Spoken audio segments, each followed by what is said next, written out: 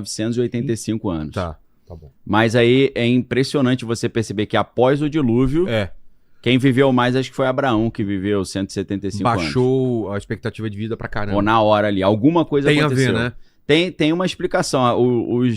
Os cientistas que são mais cristãos, eles dão um exemplo, né? Quem quiser pesquisar mais sobre criacionismo e design inteligente, tem os grupos aqui no Brasil, né? O próprio professor Marcos Eberlin, ele tem um grupo nesse sentido.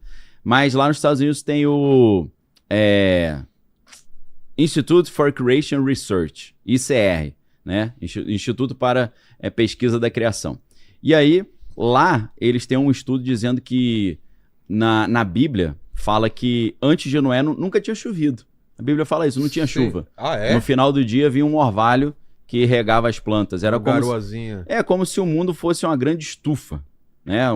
Não tinha regiões frias, né? E aí é claro que depois quando esfria, vem a Era do Gelo. Mas o que acontece?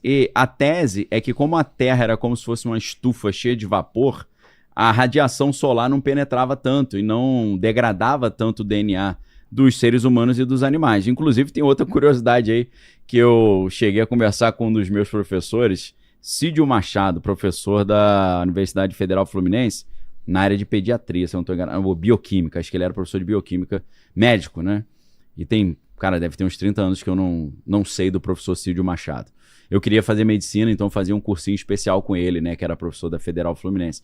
E eu falei, professor, o lagarto, ele não para de crescer até o fim da sua vida. O lagarto e boa parte dos animais. Esse negócio da gente crescer e parar é uma particularidade, principalmente dos mamíferos. E aí eu falei pra ele, poxa, imagina se o dragão de Komodo, aquele lagartão gigante, ele vivesse 1000 anos, ele ia crescer eternamente? Ele falou sim. Eu falei, ia ficar do tamanho de um dinossauro, né? Ele falou, com certeza. Então, se ele tivesse alimento suficiente, né, e condições ali. Então é uma curiosidade também pra gente perceber que essa história de dinossauro também vem tudo antes do dilúvio. Talvez essa redução da longevidade tenha uma relação também da gente não ter animais tão grandes quanto havia, né, nos tempos antigos, né? A gente vê aquele tigre dente de sabre, né? Aquelas preguiças gigantescas, capivara monstruosa. Talvez era porque os bichos viviam mais também, né?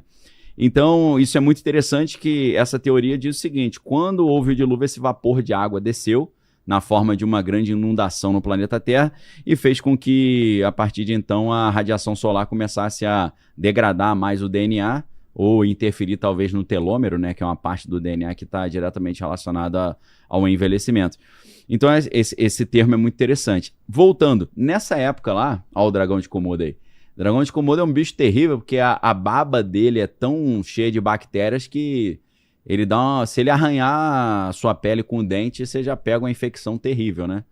O problema é a baba, né? Ele é o quê? É grandão esse bicho aí? É gigantesco. Essa mesa aqui? É maior, eu acho. O que maior que essa mesa? Maior. Eu acho que é maior. Depois pesquisa, Homer, por gentileza, qual o maior tamanho que já chegou um dragão de Komodo, né? Eu acho que... aí tem que ver com a cauda, né? Pessoal que vai considerando a cauda ou não, né? Pessoal que vai aí pros bloquinhos de carnaval aí, deve ver uns dragão de comando aí, né, o Homer? Vê bastante, hein? Bem grande também, né? Pô, cara, a gente aqui, mais o Homer, eu não consigo esquecer daquela piadinha, né? Qual? E aí, brota? A menina olhar brotossauro.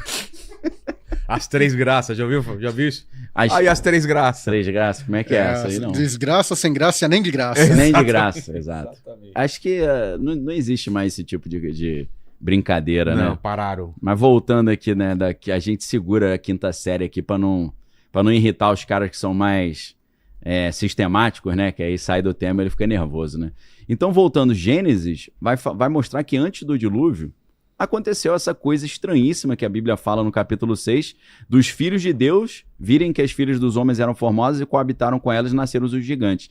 É claro que esses filhos de Deus não são os seres humanos, porque no Antigo Testamento nenhum ser humano é chamado de filho de Deus, a não ser Adão, que era chamado de filho de Deus. Os filhos de Adão são chamados de filhos do homem, Bnei Elohim, Bnei Adam em hebraico. Então, quando a Bíblia está falando os filhos de Deus, está falando de uma classe angelical, né? No livro de Jó a gente vê isso claramente, quando Jó fala que Deus criava o mundo enquanto as estrelas da alva alegremente cantavam e todos os filhos de Deus rejubilavam. É claro que não eram seres humanos, porque Deus não tinha nem criado a terra ainda. Então, o que a gente tem aqui é que uma classe angelical, ela decidiu abandonar a sua função original servindo a Deus e vieram aqui para a Terra para fazer o quê? Para gerar filhos. É claro que algumas linhas do ocultismo vão dizer que os anjos foram tentados pelas mulheres, foram seduzidos, eles se sentiram atraídos por essas mulheres. Aí você que é cristão, às vezes, você fala assim, isso é viagem. Aí você vai para o Novo Testamento, o apóstolo Paulo fala assim, é muito bom que a mulher use o véu por causa dos anjos. Aí você fala, como assim por causa dos anjos?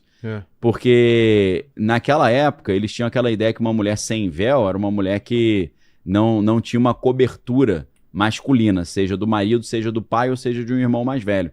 Então, existem relatos, como o William Schnoebelen conta, né? Se a galera quiser ver uma palestra de 3 horas de duração em inglês, mas hoje o próprio YouTube está traduzindo, né? Sensacional sobre isso, e a palestra se chama The Sons of God and the Antichrist, Os Filhos de Deus e o Anticristo, do William Schnoebelen. E ele fala que ele era, na verdade, ele era um X-tudo, né? Um ex-tudo. O cara já foi padre, mormon, druida, mais o quê? Maçom, obviamente, entre outras coisas.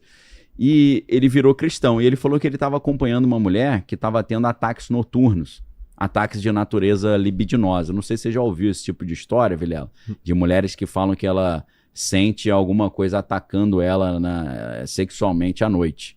Já ouviu história? Súcubus e íncubos, já.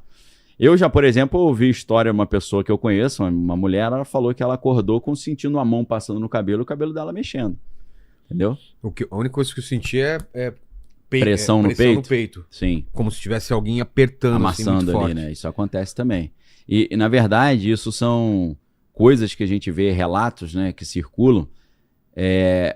Na história da Emily Rose, O Exorcismo de Emily Rose, que é um filme pesado, e principalmente também porque é baseado em fatos reais, a primeira vez que ela foi atacada pelos demônios, o demônio não entrou no corpo dela, ele só amassou ela na cama. Ela afunda no colchão da cama.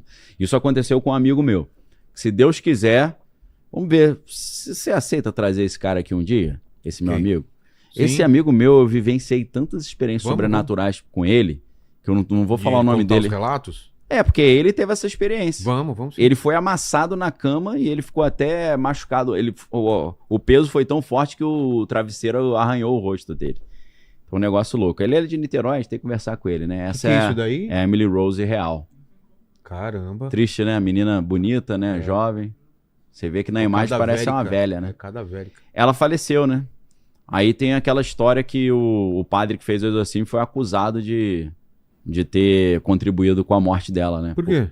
Porque o padre e ela chegaram a uma conclusão que isso que ela estava sofrendo era um martírio que seria para a glória de Deus, porque a história seria contada no mundo inteiro. Eu acho que já foi mais uma estratégia de Satanás, né? Com certeza. Porque é tipo assim, ela entendeu assim, não, eu preciso morrer para que a minha história seja contada no mundo. Tipo, Jesus morreu para abençoar a humanidade. Mas assim, estranho, né? Negócio muito triste essa história. Aí eles dizem que o padre que induziu, que falou para ela, desista de lutar para sobreviver, se entrega e morre, porque isso é para a glória de Deus. Aí, na verdade, o filme Exorcismo de Emily Rose começa com essa audiência, né? O padre sendo processado. Então, voltando lá, né? O que esses anjos caídos vieram fazer? Vieram engravidar mulheres. E as mulheres engravidaram e nasceram seres híbridos, esses Nefilim, esses gigantes, né? E aí, o que a gente lembra? A gente lembra que nos relatos ufológicos, muitas das vezes as mulheres são abduzidas, são feitas experiências com seus órgãos reprodutores e ela volta grávida. E depois de 3 meses, o que acontece? Ela é abduzida novamente e eles retiram o neném, retiram o bebê, um bebê híbrido. Então, uma das coisas de semelhança que a gente vê entre a época de Noé e a época do final dos tempos agora, é esse negócio de seres levarem mulheres e engravidarem essas mulheres. E então, a pergunta que fica é, será que isso é um dos sinais que Jesus está mostrando? Que tanto na época de Noé, seres espirituais angelicais estavam engravidando mulheres, incubando essas mulheres. O termo vigilante aparece na Bíblia ou em algum texto apócrifo? Ele aparece só no livro de Enoque.